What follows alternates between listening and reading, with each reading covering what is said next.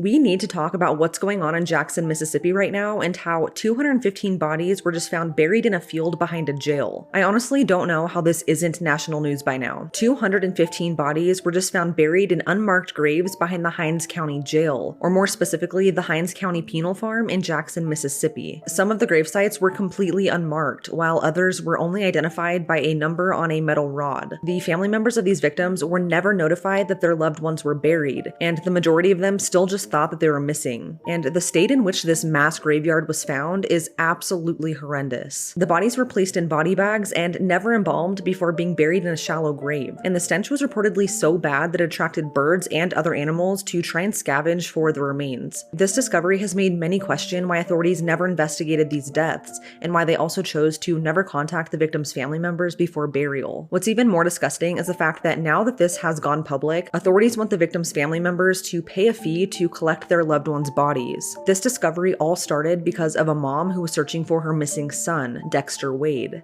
This is Betterston Wade, and she last saw her son Dexter on March 5th, 2023 around 7:30 p.m. when he left her home. After not being able to contact him, Betterston officially reported Dexter missing to police on March 14th, although at first she was hesitant to do so because she didn't trust the Jackson Police Department. Just 4 years prior, Betterston's 62-year-old brother died after a Jackson police officer slammed him into the ground. That officer was convicted of manslaughter, but he's currently trying to appeal. Because of this, she was scared to report Dexter missing to that same police department, but she ultimately thought that's what was best to try and find him. The case unfortunately was not taken seriously from the very start, as the initial investigator assigned to the case misspelled Dexter's name as Dester. But Betterston gave the police department photos of him and remained in constant contact for updates. She reached out to the police department multiple times over the span of months, but every single time they told her that they had no updates for her, which was not true at all. In fact, they knew where Dexter was from the very beginning.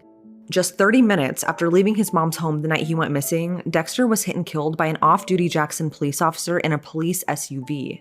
At the time of the incident, the officer was not cited for any traffic violations, he wasn't given a field sobriety test, and Dexter's death was ruled accidental. Now, Jackson police say they were unable to identify him at his time of death, but according to the autopsy, the medical examiner, and from Dexter's body eventually being exhumed, it was found that his driver's license had been in his front pocket the entire time.